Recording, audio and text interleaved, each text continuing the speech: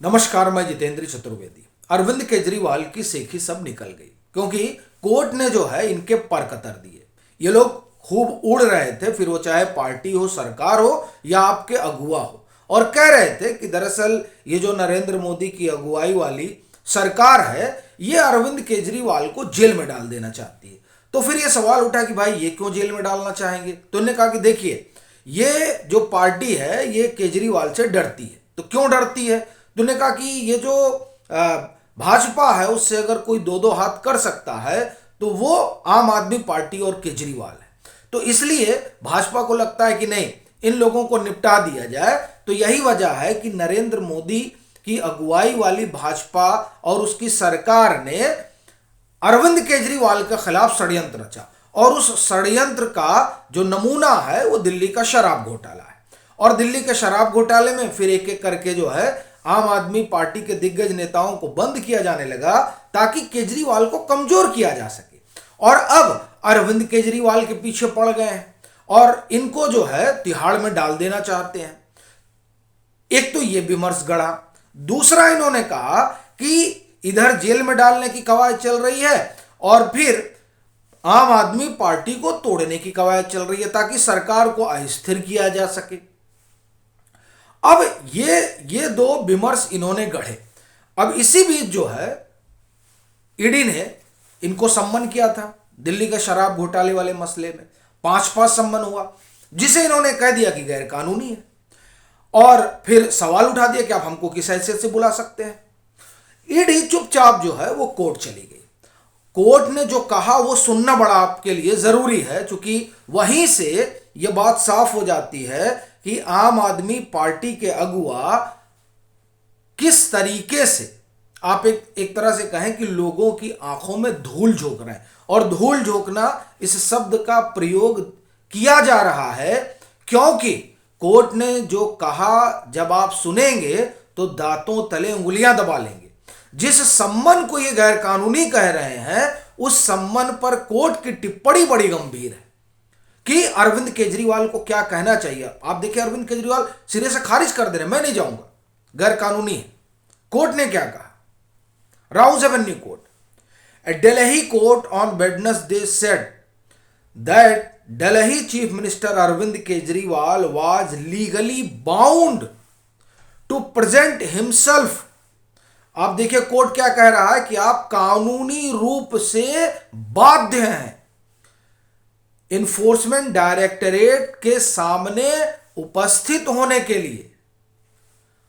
अब देखिए, और अरविंद केजरीवाल क्या कह रहे थे कि नहीं, ये तो गैर कानूनी है। और कोर्ट क्या कह रहा है? कोर्ट ने कहा कि ना, सम्मन हुआ है ईडी का तो आपको सामने उपस्थित होना पड़ेगा। और अरविंद केजरीवाल और उनकी पार्टी तो सवाल पूछ रही थी कि किस हैसियत से बुलाया गया, ये सम्मन गैर कानूनी है।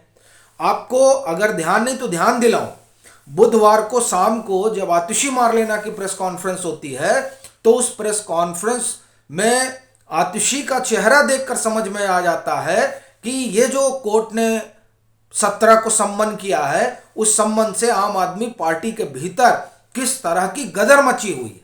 और ये इसलिए कह रहा हूं क्योंकि आप देखिए शाम की प्रेस कॉन्फ्रेंस आतिशी की और सुबह की प्रेस कॉन्फ्रेंस देखिए, दोनों प्रेस कॉन्फ्रेंस में चेहरे के हाव भाव जो है वो बदले हुए हैं, क्योंकि ये जो नरेशन गढ़ रहे थे कि गैर कानूनी है वो नरेशन तो ध्वस्त हो गया जब कोर्ट ने यह कहा कि आप बाउंड हैं कि आपको ईडी के सामने पेश होना पड़ेगा।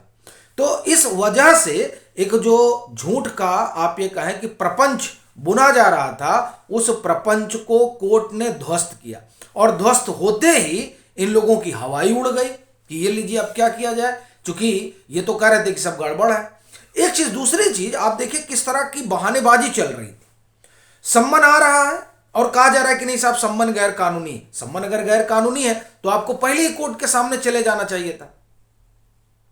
यानी देखिए, ईडी तो 5 के बाद गई ना, आपको तो उससे पहले चले जाना चाहिए था, पहले ही सम्मन में, कि देखिए हमको ना हक परेशान कर रहा है, बिना बात का हमको सम्मन किया जा रहा है।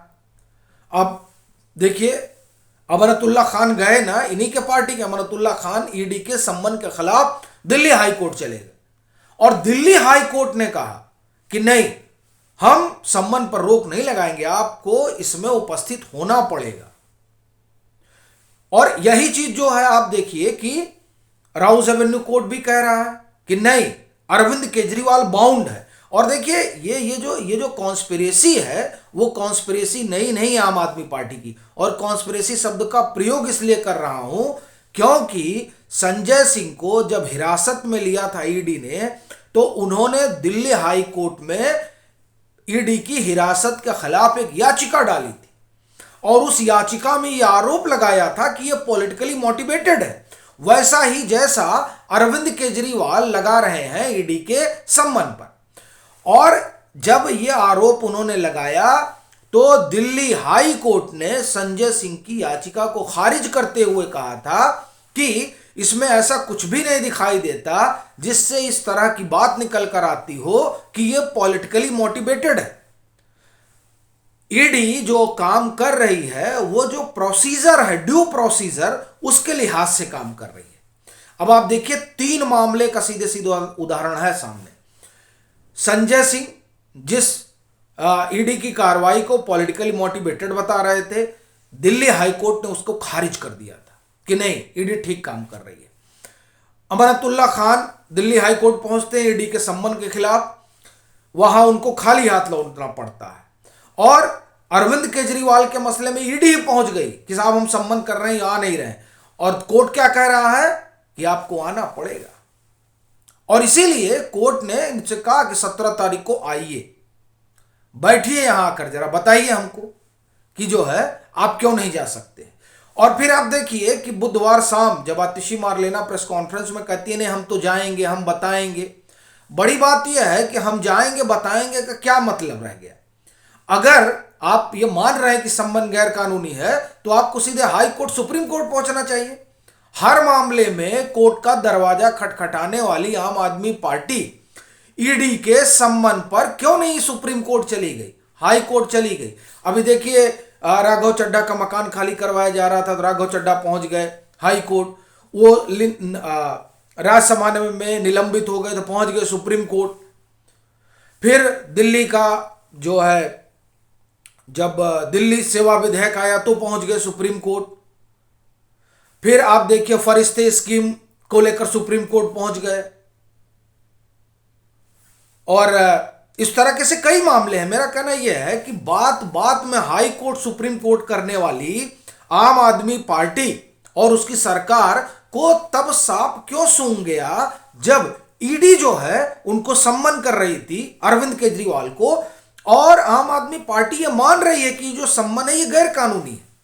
तो अगर सम्मन गैर कानूनी है तो इसके खिलाफ उनको कोर्ट का दरवाजा खटखटाना चाहिए था।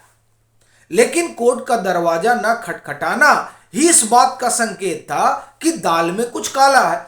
और अब तो जो राउस एवेन्यू कोर्ट ने कहा उसके बाद तो साफ हो गया कि पूरी दाल ही काली है। और उस काली दाल में फंस ना जाए इसलिए अरविंद केजरीवाल सम्मन पर नहीं जा रहे थे। तो एक ये जो विमर्श ये गढ़ रहे थे वो विमर्श टूटा। अब दूसरा विमर्श ये कर रहे थे कि पार्टी तोड़ने की बात चल रही है और हमारे विधायकों से संपर्क किया गया तो भाजपा ने कंप्लेन कर दी। अब देखिए क्राइम ब्रांच नोटिस देने गई, नोटिस लेने कोई बाहर नहीं आया। बाद में कह रहे हैं कि देखिए ये कोरा कागज है, यानी उस पर लिखा हुआ था। अपना कहने का मतलब यह है कि इनका कहना था कि कोई धारा वारा उसमें है ही नहीं है और तमाम चीजें उन्होंने कही।